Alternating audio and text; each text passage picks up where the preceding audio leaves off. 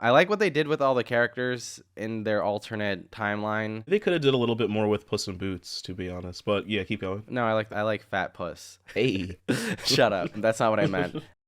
Hello, hello, hello, everyone. We're doing a new kind of video for us. This is a very tried and true formula of tier lists. The Melon, Anthony Fantano, has been doing a series where he looks at the top 10 from the Billboard Top 100 every single year, and I thought this might be a good idea for movies. Number 10, How to Train Your Dragon made $494 million. It made $217 million domestically. It kind of did not make a lot of money now that I'm thinking about it. Wow. That's kind of a lot for what it looks like, because it looks like garbage. Yeah, I guess so. Roger Deakins tried his best consulting for the lighting, but goddamn. I'm putting How to Train Your Dragon on the A tier. The A tier? Okay, well, C tier. Dang, C tier. Yeah. I hated this film the first time I saw it. I despised it. I thought it was fucking obnoxious. I thought it was like... It was obnoxious. It is. It's like a film bro movie for children, if that makes sense. I thought it was stupid. It was very predictable. But then I saw it again, and the narration started, and I was like, ugh. I forgot how much I hate this movie, right? And then after like the first 15 minutes went by, I enjoyed it a lot. I don't know what came over me, and I just enjoyed it way more than I thought I would. I do think that the relationship between Hiccup and his father could have been better. They could have gone deeper, just felt kind of generic. That's basically it. The rest of it was fine. I always loved this movie ever since I first saw it. I was like, wow, this is so fun. This is great. I want a Toothless so bad. Like I said before, it just feels super charming, and I love it, even though the characters move very strangely when they talk. It's weird. It's super weird. Also, they picked the worst voice for the lead character. Oh yeah, what is it? Jay Baruchel? Yeah, he's so grating. He's so grating. Why is he your lead character? It's just nails on a He chalkboard. has that voice. Yeah, he has that voice. We have fishing, hunting, and a charming view of the sunsets. He doesn't sound like a child either. He just sounds obnoxious. Ugh, I don't even want to watch the next two. And I know we're going to have to for this. But I don't want to do it because Yeah. I don't want to hear his fucking voice. Number 9, Despicable Me, $543 million worldwide and $251 million domestic. Yep, F tier. Garbage. I put it on D tier. It's garbage. It's so bad. It's This so bad. animation is worse than How to Train Your Dragon. I like that one song, though, that's in the beginning, where that one dude's like, oh, Despicable Me. I'm like, that's the only memorable part of the movie for me. I feel that like one guy, you mean Pharrell Williams? Is that Pharrell? Yes. He does every Despicable song? I don't know, but he did that one. This movie is not good. It's ugly. What's one funny moment that I like? I like the part where he's doing the Matrix stuff. I was like, that's funny. And then when he punches the shark in the face, the minions are not as annoying as they get, but they're still kind of annoying. And it's just really ugly to look at. Despicable Me sucks. It's not a good movie. It looks ugly. It's boring. It's predictable. It's ugly. But there's a lot of things that became memes from this movie. Anyway, number 8, Tangled. It made $592 million worldwide and $200 million domestic. I'm putting Tangled on the C tier. Same, but I'm putting it above How to Train Your Dragon. It could be low B. I enjoyed this movie. There's good music. Fucking Tangled's mom is hot. Oh my god. Tangled's mom. She's so cute. All the women in this movie are snatched. I think I put that in my Letterboxd review because I was like, what's happening? She is snatched. It was insane. I was like, whoa. It was giving Glenn Close in the Dalmatians movie. But yeah, the animation quality is really good in this movie. I like the way the characters move, unlike the last two films we just talked about. The whole horse thing was kind of annoying, like his whole backstory with whatever the dude's name is and them becoming friends. I was like, this is stupid, but also like that adds into the childish aspect to it. But yeah, it's fine. I had a good time. The relationship with the horse and Flynn is fine. It's not bad. I don't know. It felt super childish. I was just like, whatever about it. It added dimension for when they all come together and they're friends. I live for Mother Gothel. There's a song that she has in this that I don't remember the name of. There's actually a lot of good songs in this. I honestly don't remember. When Will My Life Begin, which is her I Want song, Mother Knows Best in all of its different versions, and I've Got a Dream when they're in the bar and all those guys are like, I had a dream I would do this and that, and then they all become friends. It's good. I enjoyed it. The only thing that's wrong with Tangled is that it's tied down to being a Disney movie and it has to be generic to a certain extent.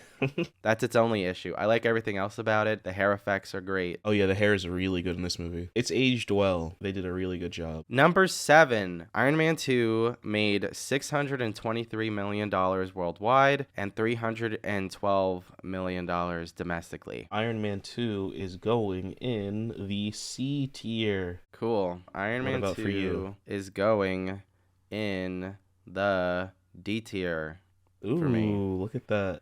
Yeah, it's not the worst Marvel movie. It has actually aged pretty fucking well. But Yeah. also, it is Iron Man 2. I think that this movie gets a bad rep, to be honest. A lot of people say like this is one of the worst, and it's like on par with all the other ones, to be honest. It's mediocre by design, like Tangled. Justin Hammer, he's great, and I wish we got him more. That's the power of Sam Rockwell. He's actually so funny. He's so good. His little dance that he does at the expo, I was dying. The first exposure I had to Sam Rockwell was McGee's Charlie's Angels. When he does the heel turn and he's in his lair, he's like dancing to Simon Says by Pharaoh Monch, the rap song that uses the Godzilla theme as a sample. Yeah. That was the Yeah. first time I saw Sam Rockwell on screen. So if you're going to get Sam Rockwell, just know you're going to get a cool dance scene. And he's great. I think he saves it from being worse because it's doing a lot to set up later movies more than the first movie did. For sure. We got Tony Stark dealing with S.H.I.E.L.D. and shit, and we're introducing Scarlett Johansson and War Machine, and Sam Rockwell is just having a ball. I don't think there's any reason I can. Point is, you're welcome, I what? guess. Because I'm your nuclear deterrent. He gives fucking Mickey Rourke something to do, somebody to bounce off of. He's the best. Sam Rockwell is the best. Yeah, he's great. The ex-wife, hilarious. It's so good. If it were any smarter to write a book that would make Ulysses look like it was written in crayon, and would read it to you. I want my bird. I was like, oh my god. The effects in this movie, they kind of hold up. And I was like, wow, this is kind of better than what we're seeing now in Marvel movies. I think maybe because it's hidden in some darkness a lot, but I don't know. It looks great. Maybe because it was lit by Matthew Libatique. He DP'd my favorite movie of all time and other movies, including A Star is Born and Venom. He shot the first Iron Man too, but... Oh, okay. The 6th highest grossing film of 2010 was Twilight Saga Eclipse, the moment you've all been waiting for. It made $698 million worldwide and $300 million Good domestically. This is a cash cow. And speaking of cows, oh man, what a bloated series. I finally watched New Moon before this because I've only seen Twilight, and then I watched New Moon and I was like, ew, what the hell is happening? And then I watched Eclipse and I was like, ew, why does Bella have terrible taste in men? Holy shit. The reasons why they both suck are amplified to 11 in this movie. It's crazy. Actually insane. Is Eclipse the one with the church at the end, or is that New Moon? I get those confused. That's all the New time. Moon. New Moon does all the Okay. world building. Yeah. No, yeah, Eclipse yeah. is the one where Jacob sexually assaults Bella, and then she defends him, and then also says, I love you at the end of the movie to him. So that's the movie that this one is. That's funny, right?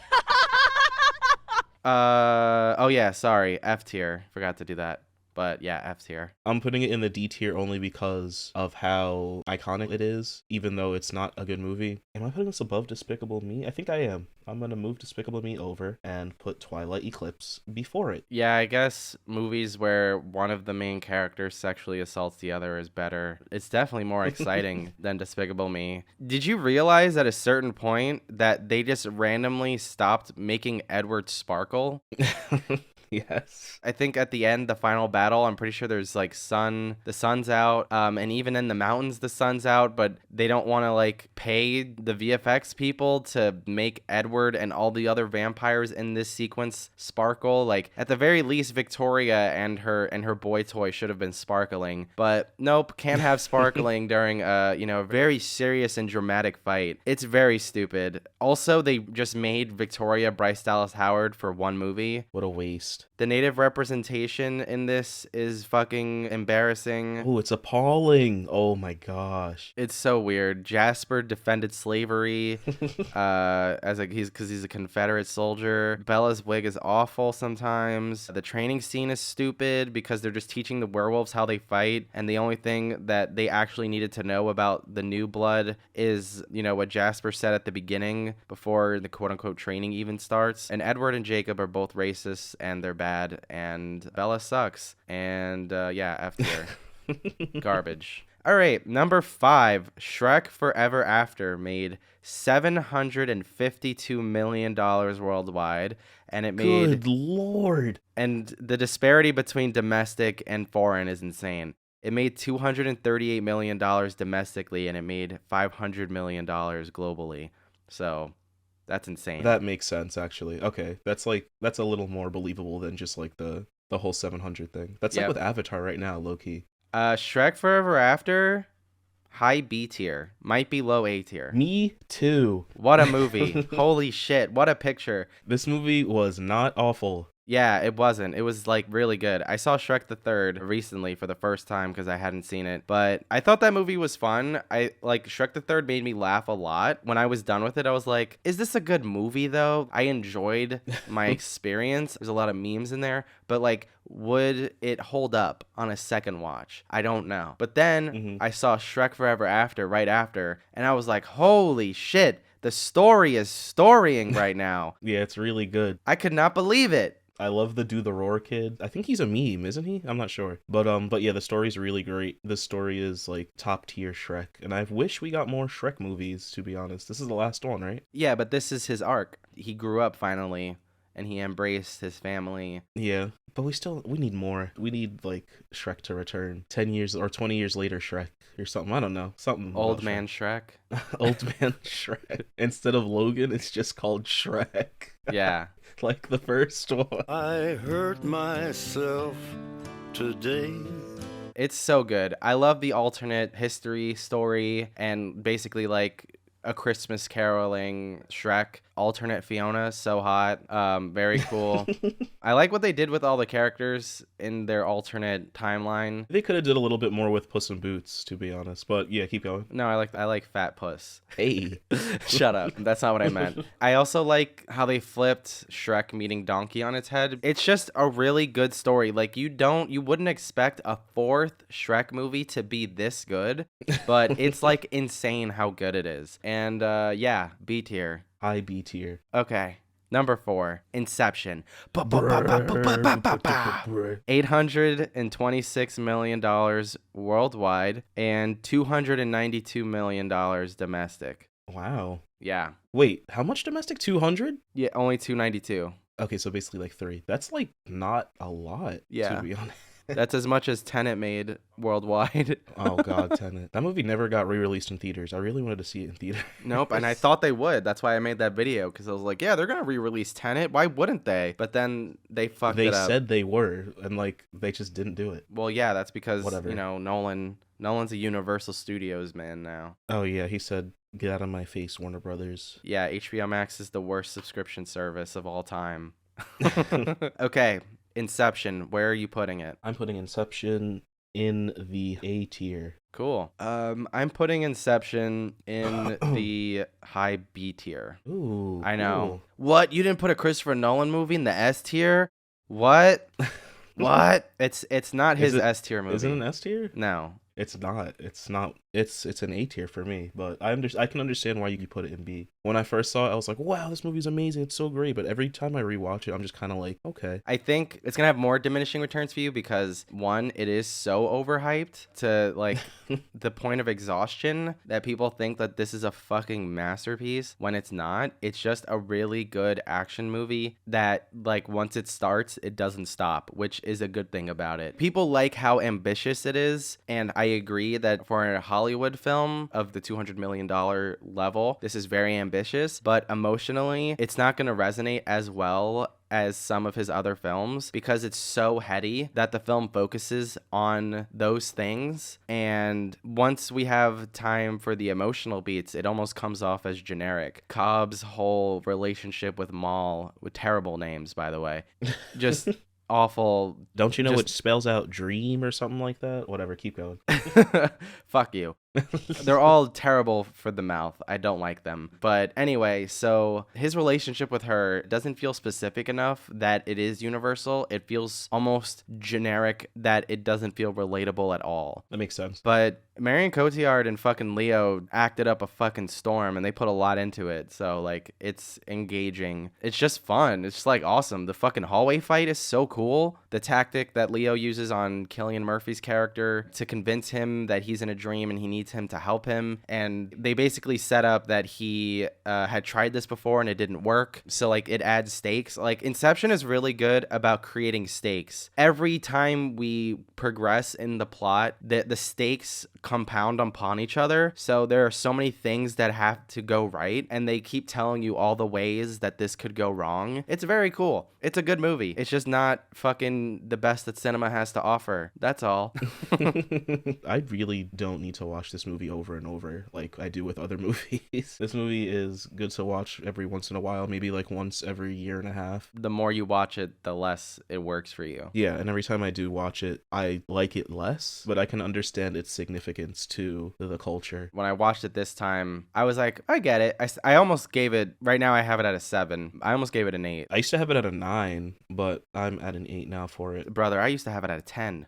I used to have it at a 10. There's one thing that we have to talk about really quick before we move on. Joseph Gordon-Levitt tying everyone up in 3 minutes and then putting them in the elevator and then setting up the bomb rig and then having enough time to time it with the music is bullshit. There's no way that happened. There's no way that happened in 3 minutes. That's fucking stupid, and no way it happened. Actually, he had 2 minutes because they said he had 3 minutes. When the music came on, we had Leonardo DiCaprio purposefully say how much time everyone had. It's a week, the first level down. 6 months, the second level down, and the third level. It's 10 years. It's too soon. This is 10 seconds from the jump, which gives Arthur 3 minutes. We finished the job before the next kick. What next kick? When the van hits the water, Arthur has a couple minutes. We have about 20. But there's no fucking way that Joseph Gordon-Levitt did all of that in 2 minutes. That's bullshit. It's bullshit. Like, you have to tie up 6 people, right? And you have to do that in like basically slow motion because of the 0G. Like, no, fuck you. Fuck you. No way. Nope, that's bullshit. I almost want to put Inception down to C tier for that, but it's stupid. He definitely had superpowers or something. I don't know. Yeah, super bullshit. It was dumb. All right, moving on. Harry Potter and the Deathly Hallows Part 1. This made $976 million worldwide. Good lord. And it made $295 million domestically. Harry Potter and the Deathly Hallows Part 1, D tier. Dang, D tier? I have it low C tier. So boring. This movie is nothing. It's so boring. Dude, I watched this by itself. I didn't even watch it like after rewatching all the movies. I just said, you know what? I'm just going to watch The Deathly Hallows and see how it holds up. And it doesn't. It doesn't work on its own. It's so boring. It's crazy though because the one right after this is so good. We'll see. From what I remember. I haven't seen it since whatever year that was. 2011. So we'll be talking about it in the next video. But it's literally a filler episode, and that's the only way I can describe it. There is nothing going going on besides Dobby dying. Like, Dobby is the best part about the movie, and he's in it for like 2 seconds. I guess the book is similarly dark and hopeless, and there's this road trip that the three of them go on, but it's still, as a movie, it doesn't hold up. The Nazi subplot is crazy because Joanne, J.K. Rowling, is a fucking turf. I don't like the idea of Ron and Hermione together. I think it's stupid. The Deathly Hallows, the explanation of that, I liked the animation, but then the lizard saying that if you put the Deathly Hallows together, then you become unstoppable or some shit is so stupid. Why do we have to Infinity Gauntlet everything? Can we stop? Did you know last year a Fantastic Beasts movie came out? The Secrets of Dumbledore. Yeah. I found out about that the other day. I was like, wow, I had no idea. Yeah, and David Yates is still directing these movies. I don't know what J.K. Rowling has on David Yates that he keeps on making all of these movies. He's made 8 of these movies. How much money do you need, David? I'm so confused by his existence. But yeah. They got canceled, though, so that's good. Oh, there's no more? No, we're done. There were supposed to be 5. They made 3. The last one bombed, so they said, nope. Good. That's it. Good. Well, let's move on. We'll talk about part 2 later. Number 2, Tim Burton's Disney's Alice in Wonderland made $1 billion worldwide. $1 billion worldwide. It made $334 million domestically. So, Alice in Wonderland is dog shit. This belongs on its own tier of bad. Okay, but I'm putting it in the F tier. This is garbage. I also put it on the F tier. This movie is terrible. I saw this film for the first time in 2011, and even then I was like, this film is really bad. This has nothing going on. But watching it now, everything is just fucking amplified. The only good part about this movie is the beginning with Mia Wasikowska just hanging out in real life. And the second she goes down the rabbit hole, it fucking just falls apart. I don't know what happened to Tim Burton that he decided he wanted to become a hack, but this is like the peak of his hackiness. He made bad movies after this, and he made really bad movies before this, but this is like his magnum opus of hackiness. He makes the case that filmmaking is not a place for imagination or emotional stories or anything compelling. He says that movies cannot be the actual book that this movie is based on. It's a series of obligations to get people to buy popcorn so they can watch people run away from shit and then watch people get fucking stabbed to death. Like, that's it. That's all Tim Burton thinks that movies are, I guess. And that's what Disney thinks that movies are, I guess. I have a loathing for this movie that I cannot and I do not want to put more energy into. It's fucking awful, and everyone knows it, and everyone should feel bad about watching this and making this. That's how I feel. It was an entire waste of time. It's super ugly. What, didn't we just say a movie was ugly? Was it Despicable Me? Yeah. Okay, well, this is uglier than that. Wasn't this like the second IMAX 3D movie ever in history, or am I crazy? Don't know, don't care. Fuck this movie. I think that's why it made $1 billion at the box office, but also this movie is not good. It's disgusting. The visual effects are awful. So bad. Is there a sequel to this? I don't remember. There is. It's called Through the Looking Glass, and I'm pretty sure it made money. Let's find out. I know it came out in 2016. Oh, thank God it wasn't a top 10. Oh my God. Oh, I'm so happy. Ooh, good. Yeah, it was the 33rd highest grossing movie of 2016, so we got saved. Number 1, the highest grossing film of 2010 was Toy Story 3, if you could believe it. $1.066 billion worldwide, and it made $415 million domestic and almost 700 foreign. So let's talk about Toy Story 3, even though we've done it already, but we did that almost 4 years ago. You can go back and watch our thoughts on Toy Story 3. All of my takes are the same. C tier. Me too. Ooh, C tier. Oh, wow. Yeah. I have Toy Story 3 on high B tier. Is literally just Toy Story 2. It's literally just Toy Story 2. But it looks great. It does. And the ending is amazing. Mm-hmm. In the commentary, I started crying. So fucking awesome. But there's nothing else to say about Toy Story 3 that hasn't been said, and we've said it. I said different things in Toy Story 3, about plot holes and stupid shit and whatever. But cool. All right. Well, this is our tier list for the year 2010. You could look up all the films on Box Office Mojo of the next subsequent year so you know the films we're going to talk about. This is going to be a rough ride through this decade because holy fuck, it gets rough. It does get better towards the end, though. Sure. We'll see. I can't wait to get to the 2000s so we can watch real movies. It's going to be so fun. But let's just get through the 2010s, I guess. If you enjoyed this video, hit the like button. If you agree or disagree, tell us in the comments. Subscribe if you haven't already. Share with your friends. Do all the things. Bye. Bye-bye. You have to get past the Avengers and Marvel shit at some point, okay? Other people make movies.